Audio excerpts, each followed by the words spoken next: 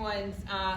I'm really excited about this race and really grateful to be in the Toledo Club. I was telling Sam Melvin, this is like the first time I've ever been here. It's really gorgeous and a beautiful space, and I appreciate the host putting this together and making it such a great success.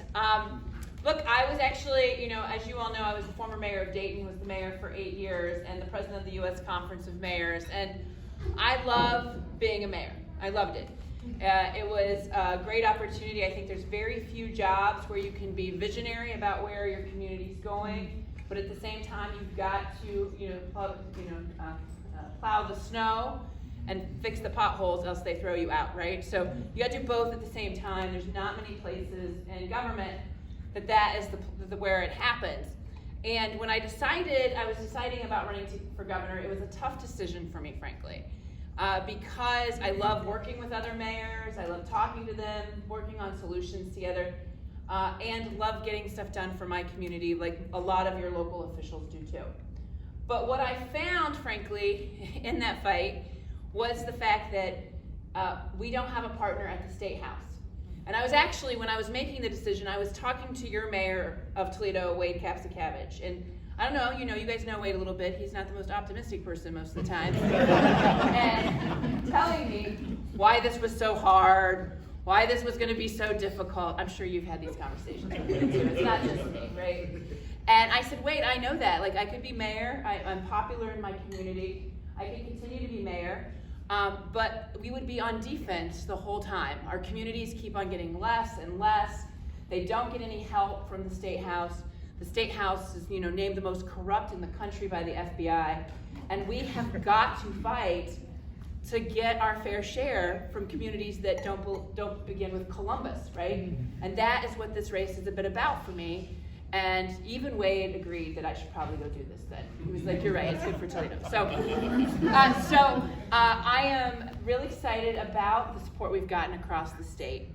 The other reason that I got in this race is, as many of you know, in 2019, Dayton experienced a mass shooting, where on August 4th, we had a shooting where a deranged man who should never have had access to an assault-like weapon shot 9 people and injured 27 more in the course of 32 seconds, right? I'm in a group of mayors that never want to be in this group, and mayors called me the day of the shooting, and now I call mayors that have had mass shootings like Nancy Rotering in Highland Park on the 4th of July, Mayor Mark Myers of Greenwood, Indiana, just a few days ago, to help them through these tragic events that are happening all too constantly in our country.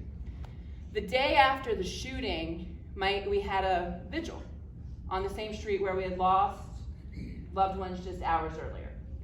And Mike DeWine came to the vigil as well. And when he got up to speak, it made national news because he began to try to speak, and thousands of Daytonians shouted back in frustration to him, "Do something. Do something." I don't know if you saw it. He could not finish. They had taken over the voice in this street, this vigil. And the next day, Mike DeWine called me, and he told me that he wanted to do something around gun safety. And I took Mike DeWine at his word. I like to work in bipartisan ways to figure ways forward. And I stood next to him when he unveiled what he called the Strong Ohio Bill. And then I watched him continue to do absolutely nothing on that bill. Because the extremists got a hold of him, he got terrified, because he's a coward, and did absolutely nothing to move Strong Ohio forward. Then I watched as Mike DeWine signed Stand Your Ground, which makes our communities less safe, including especially the African American community in our state. Then I watched him sign Permitless Concealed Carry. Even though law enforcement said they didn't want it to happen, it increases officer-involved shootings by 14%. And then I watched him, in the answer of Uvalde, sign a bill that arms teachers, cafeteria workers, and bus drivers with about 24 hours of training. Even though teachers, bus drivers, and cafeteria workers said they were in favor of this bill, that they didn't want that responsibility, and again, law enforcement said not to sign it. We see over and over again that Mike DeWine is too weak to stand up in the extremists of his party. and it is affecting the safety of our communities.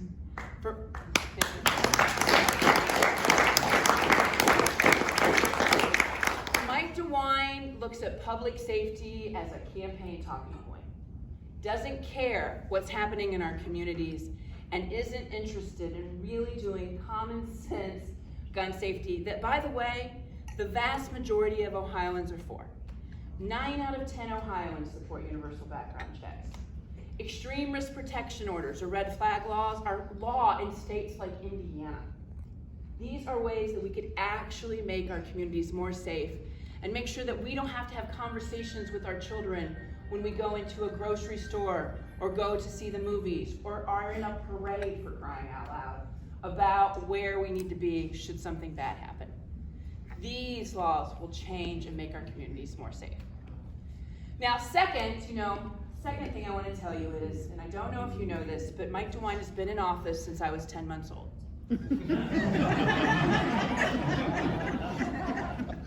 I am 46 years old. I might look a little younger. If you're nice, you'll say that to me, but I am a right? And I say that not necessarily to be funny, but I want you to think, if you were alive in 1976, what Ohio was like, right? In 1976, Ohio workers made on average more than American workers. Now they make less. Except in Toledo, which is still exporting Jeeps across the country and the world, we used to export all kinds of cars across the state. Now we export our college graduates. We see that we're on the top of infant mortality and health list, of bad health lists for how long the life expectancy of Ohioans are compared to other states. And we're on the top of lists like corruption in our state house. We have a serious problem under Mike DeWine's Ohio. For the past 46 years, he has been managing decline, taking care of his special interests, and not investing in our communities, and it shows. It shows what's going on. A lot of money in that damn raised day fund. Yeah. So, frankly, the one thing that Mike DeWine has been fighting for 46 years is to overturn Roe v. Wade. This is something he does believe. And he has been waiting his entire career to do what happened on June 24th. As a matter of fact, when Roe fell, within 7 hours, the 6-week abortion ban went into effect in Ohio. We've seen terrible stories. We've been now the lead of bad actions nationally and internationally, with a 10-year-old girl who was raped in Columbus and had to go to Indiana to get services. And when folks like President Biden and others started to talk about this, Mike DeWine's staff and Dave Yost went on TV and told reporters that she A, didn't exist, or B, was lying. Because 10-year-olds get pregnant all the time of their own volition, right? Then, when Columbus City Police picked up the rapist, Mike DeWine then only had 2 words: no comment. We've seen it over and over again, and we're gonna see it over and over again. A woman in Dayton, excited to be pregnant, to grow her family, goes to her doctor, finds out she has cancer. She has to get chemotherapy to save her own life, but has to terminate the pregnancy first. And we say to her, we can't do that here in Ohio. You're already having so much loss. You're gonna need to go to another state to get this service done and then come back and fight for your life. Example after example. And look, if you're 20 to 40 years old, and I know there's some 20 to 40-year-old women here, it is a hard choice to decide to stay in this state, right? Because if you decide you want to get pregnant, that is not an easy thing to do. I see some women shaking their heads that I'm right? So you want to make sure that your OBGYN can do whatever they need to do to make sure that you get care that's good for your life and the life, if you decide to have a baby, the life of that baby too. That's not going to happen here. And women who have choices are going to choose not to live in Ohio. And they have partners that go with them where they decide to go. It will affect our competitiveness even more. It will drive businesses out of the state even faster than what we've seen, because we have taken away a right for half of the population. And look, they want to go further. They want to stop any sort of abortion at conception. They want to ban IUDs, and they want to ban in vitro fertilization. This is a bill right now. Mike DeWine, when Gene Schmidt introduced it, and even when they asked, when a 13-year-old was raped, what would be the answer with the hypothetical, Gene Schmidt said that rape was an opportunity for that young girl. And again, what does Mike DeWine say? No comment. He is proud to be the most anti-choice governor in the country. Do not mistake yourself. Just because he looks like a grandpa does not mean he doesn't want to take away the rights of all women. That is what's going on here. And again, I want to remind you all that we are in the majority. 61% of this state believes that Roe should be law of the land here. 61%. So immediately after we win this governor's race on November 8th, on November 9th, we will lead a ballot initiative to take it right to voters and put this in the Ohio Constitution. So no matter who,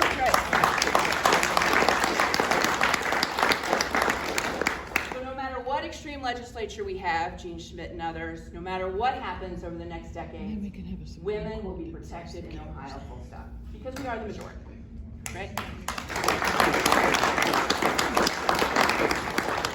The other difference, so Mike DeWine's a bit older than me. He's been around a long time. He's really weak. He's not really tough. The third point I want to make about Mike DeWine that makes him a bit different than me is that I don't know if you know, but Mike DeWine is a millionaire, and I am working class. And I'm proud to be working class. I'm proud to be the daughter of a UAW member, and proud to be when my dad got laid off at General Motors in Indianapolis for a bit, my mom went to the laundromat to make ends meet. I'm proud of what my parents did to be the first person to go to college in my family and move to Ohio. Now, Mike DeWine inherited his money from his dad, the way most wealthy people do, I think. And he really does not care about the working class of this state. Let me give you an example. Right now, we are experiencing very tough inflation. Some of the worst in decades, right? My husband is the one that goes to the grocery store. I'm traveling the state, so he buys the turkey and the cheese, and he comes home every time and complains fervently about how much more this costs us. There are things the governor should be doing to be helping working class families. Number one, $2.6 billion is coming down from the federal government no matter what. We've called on Mike DeWine to give what we call an inflation rebate of $350 to every working class family. Those are the same people that got federal stimulus checks. It's an easy way. Again, states like Indiana and Florida have done this. This is not a super progressive idea. Direct help to families that need it right now, particularly on groceries. Number two, we called on Mike DeWine to suspend the gas tax, 36.9 cents a gallon. He gets suspended. It's about $1 billion for 6 months. Who mentioned the rainy day fund? It's about $2.6 billion in. Fill the infrastructure gap with the rainy day fund and give people relief at the gas pump right now. Number three, he could cap prescription drug costs, like capping insulin at $35 a month. Hey, Kentucky has done it. Where's Kentucky? Yeah, I'm giving you examples of pretty red states that have taken actions to help working class families. And let me tell you what Mike DeWine has done. Nothing. Mike DeWine cares when there's a baseball strike because he owns a baseball team in North Carolina. That's the kind of thought process Mike DeWine has, because he is not working class. He doesn't care about working class. He's not around it. If you're not a donor or have a special interest or last name is DeWine, that is it for Mike DeWine. That's what's at stake here. Now, as I mentioned, since he's been on the ballot for 46 years, he has really high name recognition. Okay, everybody knows his name. And this is where I need your help. His son? Yes, his son is on the ballot too, right now. 2 DeWines. So lots of name recognition. This is my first statewide race. And while I know some of you for years, some of you just learned about me. And I need you to talk to folks about me and this race. And don't talk to the regular political people that you feel comfortable with in this room. I need you to talk to people that you're in bridge club with, that you go to church with, that you bowl with, that you're in book club with. That's what I need. I need you to bring up this race. And look, we are a historic ticket, Cheryl Stevens and I. It's true. We have never run a woman for governor in the history of Ohio, never nominated from any party. So I look way different than any of the other guys that ran. But, you know, it's true too, we have never elected a woman either. You have to run them first to be elected. I don't know if you know how that works. So this is the first we're gonna do. And I didn't know this, I picked Cheryl Stevens as my lieutenant governor because she was a former mayor of Cleveland Heights. We've got to know each other. She's from Northeast Ohio. She fights for a city. What's better than one former mayor, but two? And I didn't realize this till after the primary. It is the first time in the history of the country that a woman has chosen another woman. So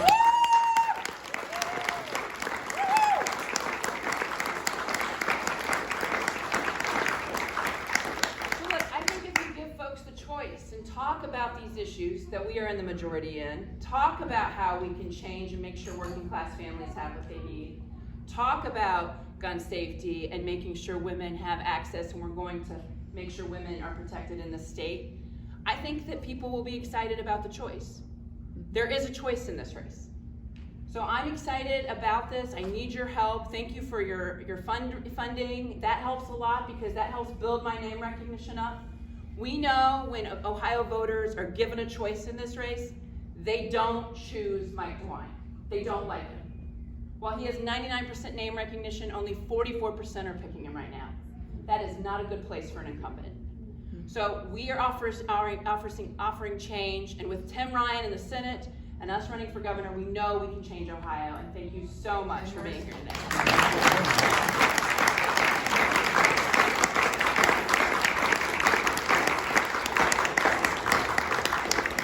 So Cole, I love question answers, and Cole always lets me do 2 questions, right? 2. So anybody have a question? No comment. Yeah. Where are we getting yard signs? Yard signs are coming. You'll see them in the next month. So keep an eye out. We'll definitely put it up. Buy them on your website. And yes, you can go to my website. Thank you, Cindy, at nanwhaley.com if you want one right now too. Yep. Yes, Nick. Can I ask a question? Sure. So, I appreciate all the points that you've made. I think they're all really important. I expect you to talk maybe more about corruption than you did, but I think maybe we're all past it. We all get it. But I am curious your thoughts on housing. We in Toledo have a real housing crisis. We have at least 14,000 units that are needed to house folks who live in the city. We don't have the funding for it. We don't have the infrastructure, quite frankly, for it. And we also face a lot of NIMBYism when we try to build new housing. So how do we start to tackle and address this issue in a real way so we can start to make change in our community? Because all of the things that we want people to do really are founded in them having quality housing as well. Sure. First of all, let me say, we talk about corruption. We've talked about it for the past year. We just unveiled our energy platform yesterday, where we talk about, completely throwing out House Bill 6, where we're subsidizing on our utility bill every single month. So I see you all shaking your heads about it. I have to tell you what I find in the state is people are very, very cynical about the state of government right now. It's not a great time for our democracy. I think you probably all know this. And so try to talk really about issues where people have an opportunity to make a difference and what their rights are on the ballot right now, and that has changed the race pretty significantly. Secondly, on affordable housing, so Cheryl runs East Akron, my lieutenant governor candidate. She runs East Akron Neighborhood Development Corporation. So she works in affordable housing all the time. It's one of the reasons why she agreed to get on this ticket, because she knows we have an affordable housing crisis across the state. You'll be seeing our housing policy in the next month. It is something that she is very passionate about. But I'll say a couple of things about it. Number one, the state's not putting enough money in affordable housing, right? I heard somebody applaud, it's just true. And this, when we're talking about mental health, addiction services, affordable housing, what happened 20 years ago, 30 years ago, I think, when John Husted was Speaker of the House, they had this idea that if they cut taxes for the wealthy and big corporations, i.e. their special interest friends, that the money would just trickle down to our local communities. Clearly that's worked out really terrific because everybody's grown and we've all had everything we need in these communities. I mean, that's what's happened here. And we need to have more funding, as long as we want the wealthy and the corporations to pay like we're paying, because we are heavier on the tax burden now as working class families. So clearly we need to put more money both in mental health addiction services and affordable housing issues. We also need to make sure that there's affordable housing in suburbs. What we see as a former mayor, we see that the affordable housing only goes to certain neighborhoods. We need to make sure that we have opportunities for affordable housing to be across the region. We know that's good for everybody. It's not just good for the folks that are in the affordable housing, but it's also good for those communities too. The diversity of incomes in neighborhoods is really a big deal. So I think the state can do big things by incentivizing that in a really big way for regional communities. That's key. There's none of that happening right now. And secondly, I think Cheryl told me, she keeps very good track of this. I think the majority, like 80% of all the affordable housing that was approved for state funding were like in the Columbus area. Like, again, the answer to this state cannot be that if you're young or if you want something to move to Columbus. We cannot have that. As someone from Dayton, folks from Toledo, we have to grow our own and build these communities here, else we will continue to see decline. And as the former mayor of Dayton, you have my word that that is what this is about. And as someone said to me from Columbus, said, they used to look at us, you all used to look at us with contempt, with envy, now you look at us with contempt. And I was like, that's exactly true. Right, so that is really key for us to get more funding, but also make sure it is all across the state. Okay, last question. So, thank you. Nick, and the affordable housing, you talked about Kentucky, Indiana, red states have done more action than what Ohio has. Is there something with affordable housing that other red states have done that Ohio is not doing? Let me be clear, the affordable housing issue is a national issue. Thank you. And it's a very regional issue, like in the sense that our affordable housing crisis in Ohio looks very different than California's, right? It still exists. Cincinnati, I think, had the biggest increase in rents in the country just this past year. So we're seeing it, but it looks different. And that's why I think housing needs to be a state and local solution, because of just how diverse housing is and what it means for every place, but the state can drive a lot of that. Okay, yes, I'm sorry, Nate. Cole, that's it. Cole's gonna yell at me. Go ahead. Thank you. Yeah. So water is a big deal, of Huge course, deal. obviously everywhere. We're right here on Lake Erie. We had a water crisis a few years back. What is able to be done at the governor's level that is going to provide us an opportunity to keep our lake clean and still have safe, affordable, running water in our homes? Thank you. Yes, it's a huge issue here, and frankly, the issue here moves right down to the southern part of the state, right? The watershed moves right into the Ohio River, so it's really an issue for the entire state. Look, I've talked to, again, and listened to folks from this region about this issue and listened heavily to the folks that I respect here, and there's two things I'll take away. Number one, we agree with H2 Open for Business and the incentivizing for people to do good behavior. We know this is from the phosphorus runoff. We know where this is coming from. It's coming from the mega agriculture. What we have to make sure we do is you can only go so far with carrots. You have to have some regulations as well, right? And look, I think, we need to be clear who these folks are. They are not small farmers that live in Ohio, right? They are mega corporations, multinational corporations that are overdoing the phosphorus, frankly, that's not good for their farm or the community or the watershed, and we need to hold them accountable.